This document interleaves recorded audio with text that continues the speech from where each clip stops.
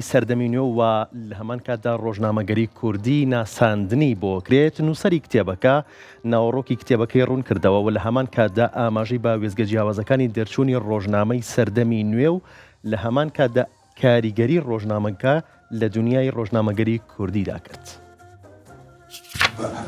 وایشی سەردەکەم بە خۆیان لای من ژمارەی زۆر هەیەوی ئەچەکانەوە منشتم کە دەرچوە کۆ بگرێتەوە ڕۆژی سێشەممە لە هۆڵی دڵدار بەشی کتێبخانە گشتەکانی کۆیە کۆڕێکی ناساندنی بۆ کتێبی سەردەمی نوێ و ڕۆژنامەگەری کوردی لە نووسینی دکتۆر جەمشید حەیدەری بەڕێوەبەر.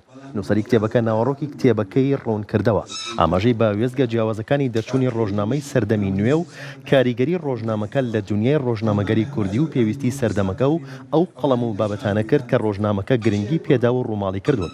ڕۆژنامەکە لە یەکەم ژماری لە کۆتایی شوباتی ساڵی 1986 دەرچووە و کۆتا ژمارەشی لە ئەیلولی ساڵی 1990 بڵاوکرایەوە. بوونی ژمارەیەکی زۆر لە سیاسەتمەدار و ڕۆشنبیر و نووسەرانی تێکۆشەری ڕێگای ئازادی کوردستان لە هەندەران و دابڕینی زۆربەیان لەبەر چەند هۆیەکی جیاواز لە ڕێکخراوە سیاسیەکانی کوردستان بۆتە هۆی سەرهەڵدانی بیرۆکەی دەرکردنی بڵاوکردنەوەیەک کە خزمەتی بزاوی ڕزگاری خوازی کورد بێت، هۆکارێکیش بێت بۆ کۆکردنەوەی ئەو دەستە و توێژانە لە دەوری خۆی بە مەبەستی درێژەدان بە خەبات و پشگیری بزاوی ڕزگاری خوازی کورد و هەروەها ڕسواکردنی ڕژێمە داگیرکەرەکانی کوردستان و سیاسەتیان بەرامبەر بەنەتەوەی کورد. گۆواری ئارمانز دەردەچوو مەجموعەیە گۆڤار دەسووی دەردەچوو لە لەندەن کە پێشەوەی ئەوە دامەزێ کۆم مەڵبەندی کوردی دامەزێتن کۆڕی ئەو ڕۆمان لەسەر کتابی سەردەمی نوێ و ڕۆژنامەگەری کوردی. سەردەمی نوێ ڕۆژنامەیەک بوو لە سوید دەرمان دەکرد من و کاکەریمی ئیسلامی لە ساڵی 1986 تا 1954 ژماری دەرچووە. ئەو ڕۆژنامەیە ڕۆژنامەی سەربەخۆ بوو، هەم باری سیاسەتی باز دەکرد، هەمیش ئەدەب و ڕەوشنبیری کوردی. ڕۆژنامەکە هەوڵی دەدا بە هەموو شێوەیەک داگیرکەرانی کوردستان ڕیسوا بکاتن، دەنگی کورد بگەینتە کوردەکانی هەندەران و ئەوروپا. ئەو ڕۆژنامەیە کە هەوڵیدا بە دوو زاراوە دەردەچوو، زاراوەی سۆرانی و زاراوەی کرمانزی، بە دوو پێتیش دەرچوو لاتینی و حرفی عەرەبی. لەناو ئەو هەوڵمان داوە تیژێک بخەینە سەر ژیانی کوردستان، خەباتی میلەتەکەمان لە هەر چوار پارچەی کوردستان. هەوڵشمان داوە بە هەموو شێوەیەک باسی دژایەتی هیچ لایەنێکی سیاسی کوردی نەکەین کە لە ئۆپۆزیسیۆنی حکوومەتەکانە، واتە هەر پارچەیەک هەر هێزێک دژی حکوومەتەکانی داگیرکە بن، ئێمە نابێت دژیان ڕاوەستین و لەگەریان بین پێویستە. ڕۆژنامەکە هەوڵی داوە زگەرە فارسی دوو زەمیمە یاعنی دوو ملحەقی پاشکۆی بڵاو کردەوە، بە زمانی ئینگلیزی چوار پاشکۆی بڵاو کردەوە کە پاشکۆیەکان بە ناوی The New Times بە ئینگلیزیە. ئەو کتابە جگە لە ئەو بابەتی سەردەمی نوێ ئەو کتابەدا 5 وتاری تێدا هەیە تۆژینەوەی لەسەر ڕۆژنامەگەری کوردی. یەکەم تۆژینەوە لەسەر گۆڤاری هاوارێکە ساڵی 32 لەلایەن جەلادەت بەدرخانەوە لە شام دەردەچوو. دووەمین تۆژینەوە لەسەر گۆڤاری نزاری مامۆستا عەلادین سەجادێ کە یەکەم گۆڤارە بە کوردی و بە عەرەبی گۆڤارێکی سیاسیە لە 48 تا 49 دەرچووە.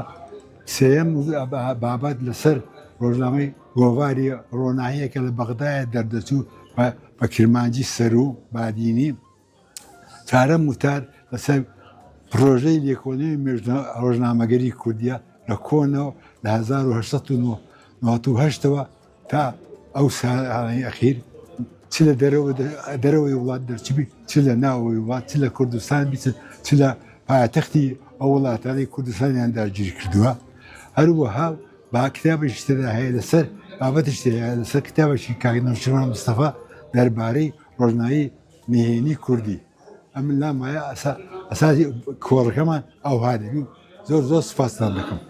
ئێستا سەردەمی نوێ ڕۆژناوی سەردەمی نوێ ڕاوەساوە چکۆ لە سوید دەردەچوو لە سوید دەرچووە 5 ساڵان بەڵام ڕاوەسا بەڵام ڕۆژنامەگەری کوردی میدیای کوردی بە تەواوی لە باشووری کوردستان بە تایبەتی ئەم لام وایە لە ئاستی پێویستدانیە بە تایبەتی لەبارەی زمانەکەی خراپە زۆر بەڕاستی هەم تەلەڤیزیۆنەکان هەم ڕۆژنامەکانیش بەڵام لە ئەوروپادا تا ئێستا میدیای کوردی زۆر زەعیفە پێشان ئەوروپا خاستن سوید و ئەڵمانیا ئەوانە وڵاتانە لەندەن شوێنی ڕەشنبیانی کورد بوون و ڕۆژنامە و گۆڤارێکی زۆری دەرچوو بەڵام ئێستا بەداخەوە شتی وهانەمایە بەڕاستی ئەو بکەین هەردوو گوازماندا داوای سوپاسمان لە بۆوانی یارمەتیان دەین لەوانەی لە ستۆکهۆلم یارمەتیان دەین حەز دەکەم سی وڵاتە هەم بەعالی میدیاەکە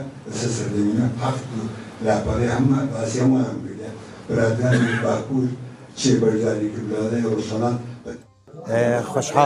خۆشحاڵ بووین ئەوڕۆ لە شاری کۆیە کە توانیمان لە کۆڕەکی شایستە و نازدار ناسان بۆ کتێبی برای خۆشەویستمان دکتۆر جەمشید حەیدەری بکەین.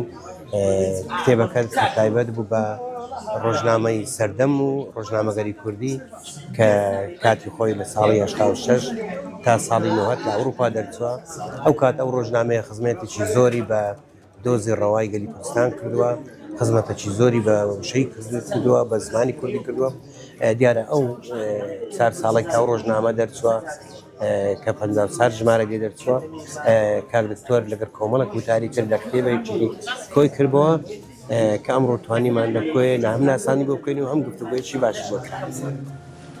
ئەو دەخوان دەزانین نازانم محەبەت لێی نازانین.